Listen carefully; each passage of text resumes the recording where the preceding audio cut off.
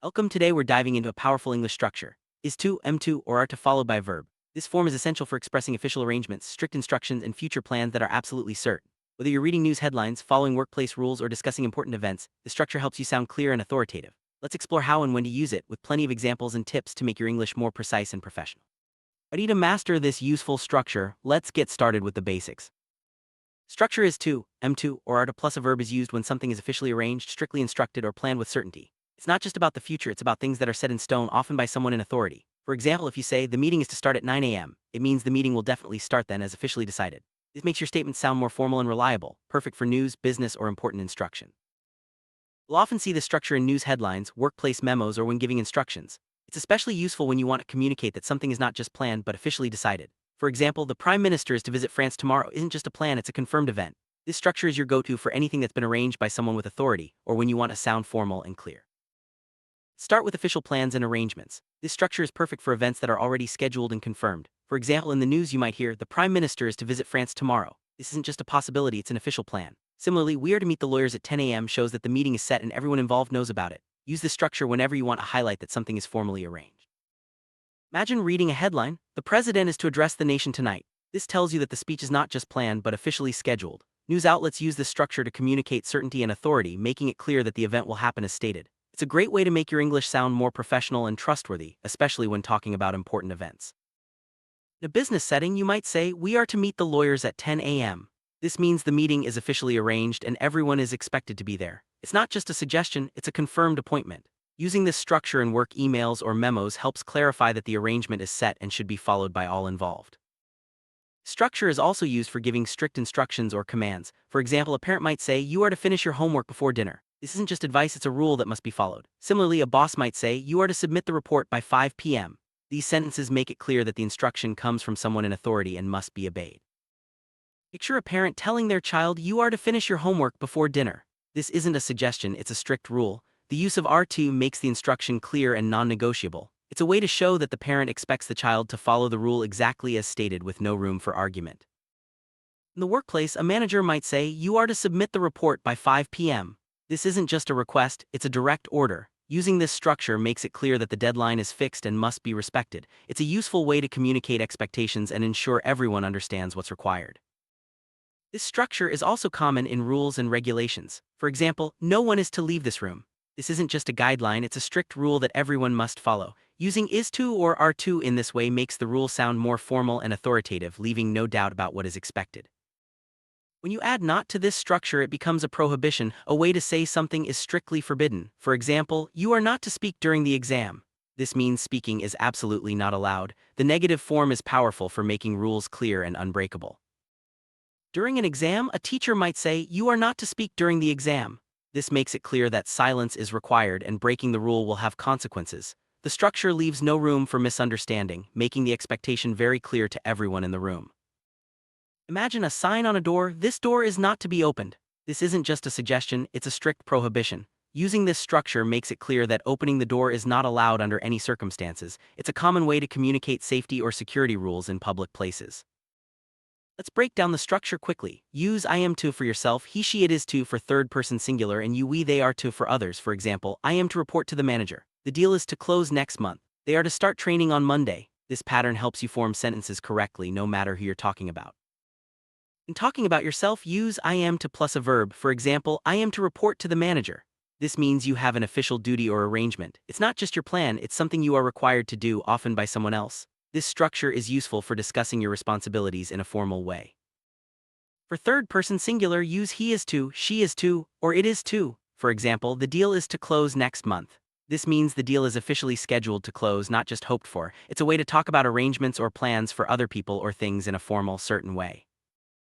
In talking about a group or addressing someone directly, use you are to, we are to, or they are to. For example, they are to start training on Monday. This means the training is officially scheduled and everyone involved is expected to participate. It's a clear way to communicate group plans or instructions. Using is to, am to, or are to makes your English sound more formal, clear, and authoritative. It's perfect for situations where you need to show that something is not just planned but officially decided.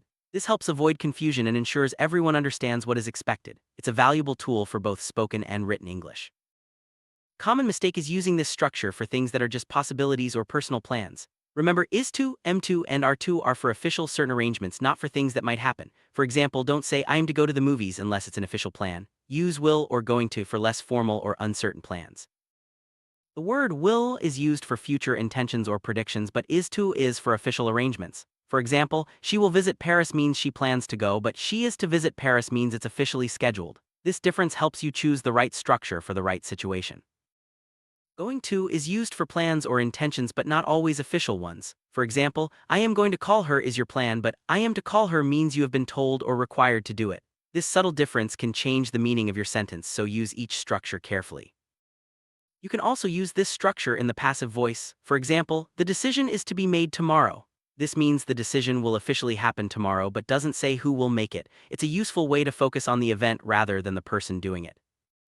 The negative passive form is also common. For example, this door is not to be opened. This means opening the door is strictly forbidden and the rule applies to everyone. It's a formal and clear way to express prohibitions in public places or official settings.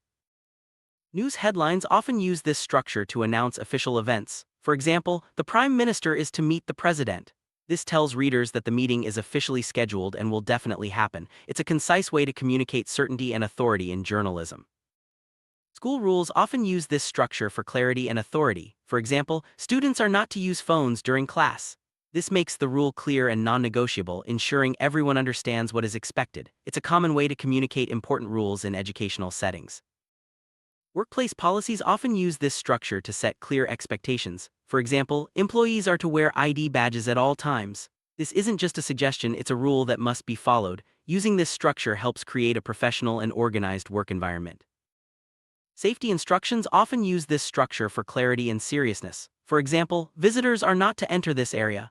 This makes it clear that the rule is strict and must be followed for everyone's safety. It's a common way to communicate important safety information. Legal documents use this structure to state requirements and prohibitions clearly. For example, the tenant is to pay rent on the first of each month. This makes the obligation official and leaves no room for misunderstanding. It's a precise way to communicate legal responsibilities. Event schedules often use this structure to show that something is officially planned. For example, the concert is to begin at 8 p.m. This tells everyone involved that the start time is fixed and official. It's a clear way to communicate event details. Meeting agendas use this structure to outline what is officially planned. For example, the team is to discuss the new project. This means the discussion is scheduled and everyone should be prepared. It's a helpful way to organize meetings and set expectations. Travel plans can use this structure for official arrangements. For example, the group is to depart at 7 a.m. This means the departure time is set and everyone must be ready. It's a useful way to communicate travel details clearly and efficiently. Sports announcements often use this structure to confirm official matches or events. For example, the team is to play on Saturday. This tells everyone that the match is officially scheduled and will take place as planned. It's a common way to communicate sports schedules.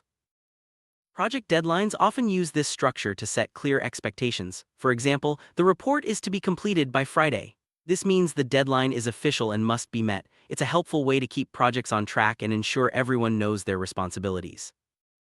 Families can use this structure for official arrangements. For example, we are to visit Grandma on Sunday. This means the visit is planned and everyone is expected to go. It's a way to make family plans clear and organized. Teachers use this structure to give clear instructions. For example, you are to hand in your assignments by Monday. This makes the deadline official and ensures students know what is expected. It's a common way to communicate classroom rules and deadlines. Health guidelines often use this structure for clarity and authority. For example, visitors are not to enter the ward without permission. This makes the rule clear and helps protect everyone's health. It's a formal way to communicate important health instructions. Public announcements use this structure to make official statements. For example, the park is to close at 8 p.m. This tells everyone the closing time is official and must be followed. It's a clear way to communicate important information to the public. During emergencies, this structure helps communicate urgent instructions. For example, all staff are to evacuate immediately. This makes the instruction clear, urgent, and official, ensuring everyone knows what to do in a crisis. Formal invitations can use this structure to confirm arrangements. For example, you are to attend the ceremony at 6 p.m. This makes the invitation official and clear so there's no confusion about the time or expectation. Reminders often use this structure to reinforce official plans. For example, you are to bring your ID card tomorrow. This helps ensure everyone remembers what they need to do and follows the official arrangement. Social rules can use this structure for clarity and authority. For example, guests are not to use the private entrance. This makes the rule clear and ensures everyone understands what is expected in social situations.